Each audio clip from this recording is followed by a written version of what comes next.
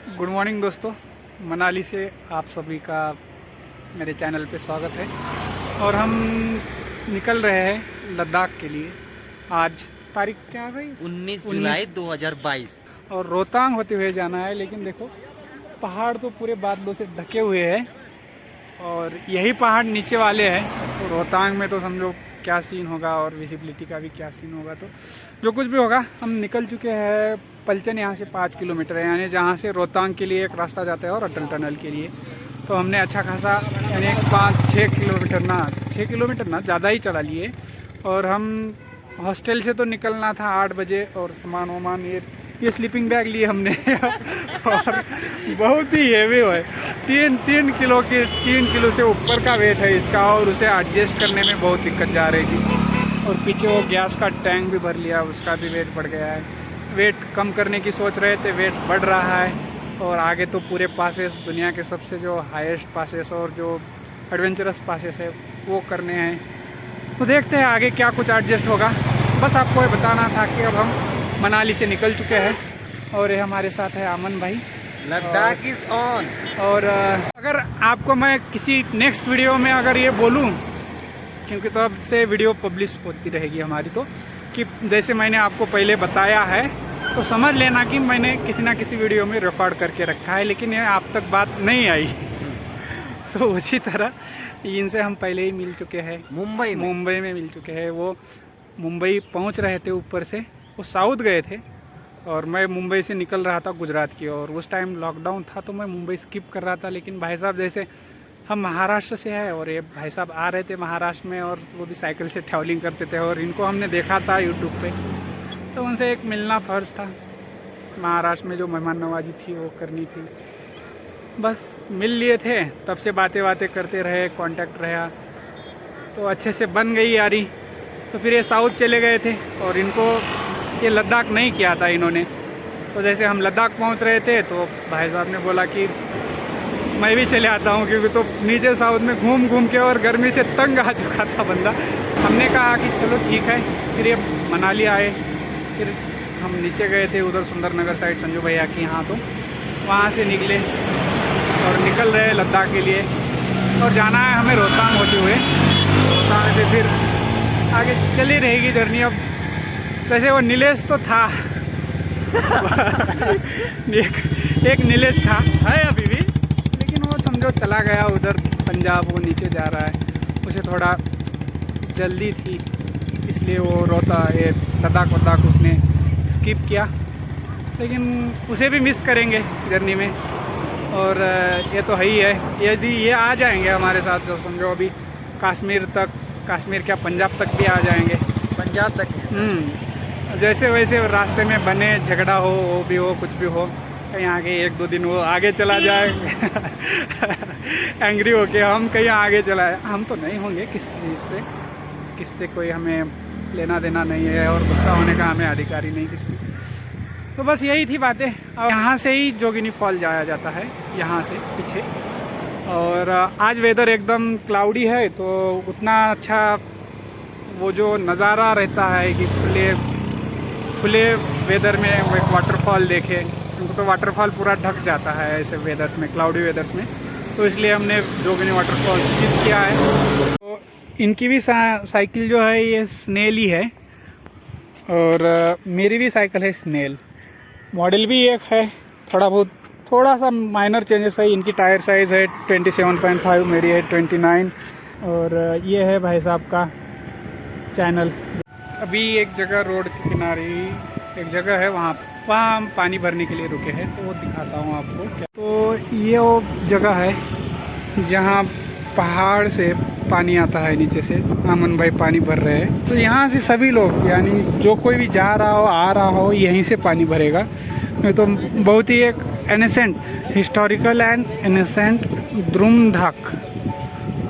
द्रुमधाक नेहरू कुंड इसे नाम इसलिए पड़ा कि यहाँ से नेहरू जी जा रहे थे, तो उन्होंने भी ये जो कुंड है, वहाँ से पानी, वो जो कुंड है वहाँ से पानी भर लिया था, तो इसलिए नेहरू कुंड दिया नाम इसको।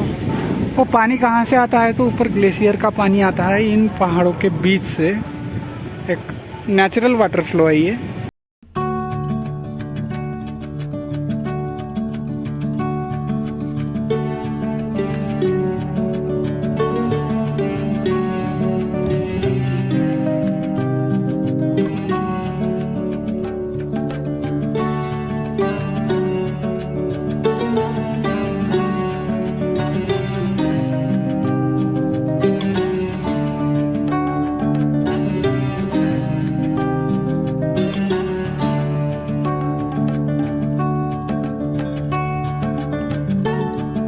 फ़िलहाल अभी हम यहाँ पे है पलचन पे, और पलचन आ गए और यहाँ से दो रास्ते जाते हैं कि इधर वाला ये जाता है रोहतांग पास के लिए ऊपर, और ये सीधा जाएगा भाई चल दिए अटल टनल के लिए। और ये देखो रोहतांग पास हम जा रहे हैं, तो भाई साहब तो निकल गए। पहले रोहतांग पास वाला ही रास्ता था, और जो ये अटल टनल बनी तब से अटल टनल यूज़ हो रही है। एक पलचन 0 किलोमीटर और रोहतांग के लिए ये रास्ता जाता है, और अटल टनल यहाँ से 14 किलोमीटर है। सोलांग वैली यहाँ से 3 किलोमीटर है जहाँ हम रुके थे पहले। तो पहले यही रास्ता था रोहतांग पास वाला, और ये पूरे पहाड़ों पे जाता था। जैसे पहाड़ों पे चढ़ जाए तो फिर वहाँ पे 6 महीने जैसे ठंड में ये रास्ता बंद होता था, क्योंकि तो पूरे ऊपर बर्फ़ जम जाती थी और रास्ता बर्फ़ के कारण ब्लॉक हो जाता था। ये लेह की कनेक्टिविटी टूट जाती थी 6 महीने भारत से। तो फिर 2020 में ही, शायद अक्टूबर में ही अटल टनल की ओपनिंग हो गई। तो फिर ये जैसे पूरे पहाड़ों से घूम घूम के 40 किलोमीटर 50 किलोमीटर घूम घूम जाने से यहाँ से 13-14 किलोमीटर जाने के बाद एक 9 किलोमीटर की टनल बनाई है। तो वही अटल टनल है, और 12 महीने जो कि लेह लद्दाख के लिए कनेक्टिविटी प्रोवाइड करती है, काज़ाकी भी लिए समझो। यहाँ पे जो रास्ता है वो जाता है अटल टनल, और हम ऊपर आ चुके हैं, रोहतांग के रास्ते पे हम आ चुके हैं। और यहाँ से गुलाबा है 11 किलोमीटर आगे, और यही पुराना रास्ता मनाली लेह हाईवे। और यहाँ से आप देखना कि पलचन वैली का नज़ारा कैसा आ रहा है, वो साथ में बहती हुई ब्यास रिवर। पूरे ये जो पहाड़ जो है ना पूरे ढक गए हैं बादल से। आशा करते कि अब बादल क्लियर हो जाए, क्योंकि तो उधर तो साफ़ हो गए हैं, वहाँ पे मनाली है वो प्रॉपर। ये रेनकोट मेरे पास वैसे केदारनाथ में 3 थे।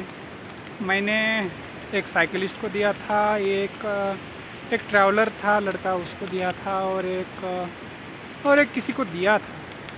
तो ये जो था ये हमारे नीलेश भाई ने दिया है, और नीलेश भाई को थैंक यू तो नहीं बोलेंगे।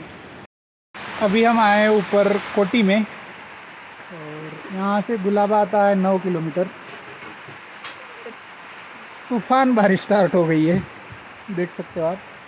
छोटा सा ढाबा है ये, यहाँ पे हमने लंच के लिए रुके हम। और सब्ज़ी इतनी सही बनाई है ना, बहुत टेस्टी, वाकई टेस्टी है। झूठी तारीफ नहीं कर रहे आंटी जी की अच्छी बनी है। बारिश अगर रुक जाए तो हम आगे जाएंगे गुलाबा तक। बारिश रुके तो 1-2 घंटे देखते हैं आगे जाके, नहीं तो फिर यहीं रुक जाएंगे आज।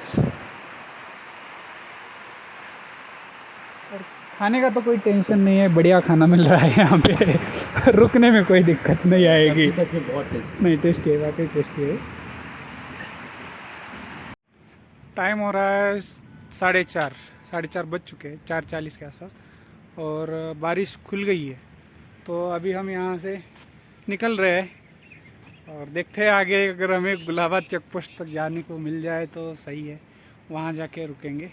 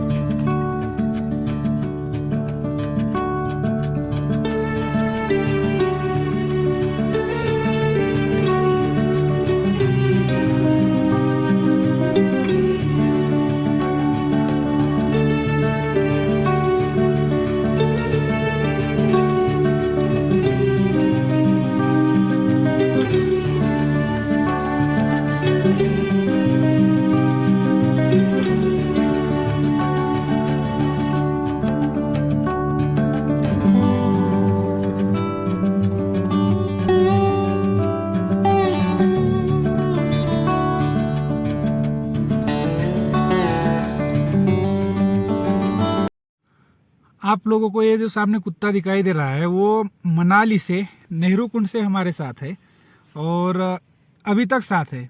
बीच में हमने इसे बहुत हकालने की कोशिश की क्योंकि तो ये एक पैर से अपाहिज है, इसे चलने में दिक्कत आएगी, इसलिए हमने इसे हकालने की कोशिश की लेकिन ये गया नहीं। और शायद आज हम ऊपर गुलाबा चेक पोस्ट तक लेके जाएंगे इसे और वहाँ इसे छोड़ेंगे और कल निकलेंगे आगे। स्मार्ट है, इसने शॉर्टकट ली है अभी। बस उसे नेहरू कुंड के पास हमने बिस्किट खिलाए थे, तभी से ये हमारे साथ ही है। देखते हैं कहाँ तक आएगा। ऊपर जाके हम इसे छोड़ेंगे गुलाबा में। तो फाइनली हम पहुंच गए हैं गुलाबा चेक पोस्ट। यहाँ पे हमें परमिशन मिली है, पुलिस वालों ने कहा कि आप रुक जाओ, टेंट लगाओ। टेंट लगा है और अब उबाल रहे हैं दूध। ये दूध हमें मिला है रास्ते में, जो कि नीचे से बहुत सारे लोग अपने भैंस लेके ऊपर आते हैं पहाड़ों में चराने के लिए। तो वहीं एक अंकल थे, उन्होंने हमें 1 लीटर के आसपास दूध दिया है। तो आधा उबाल रहे हैं, मैगी भी है। दूध लेंगे, मैगी बनाएंगे, खाएंगे और बस यही करना है।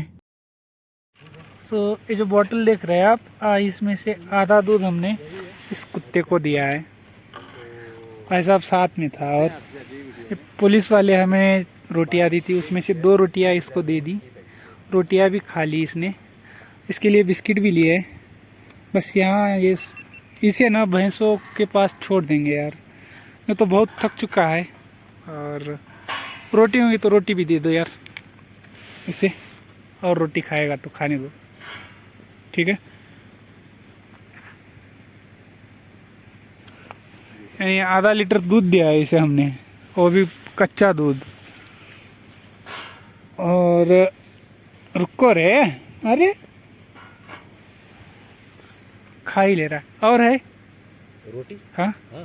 हाँ। और अब हम बना रहे हैं मैगी और हमने दूध पिया है। ये जो दूध बचा है वो अमन भाई के लिए, वो चाय बनाएंगे मैगी खाने के बाद उस दूध से।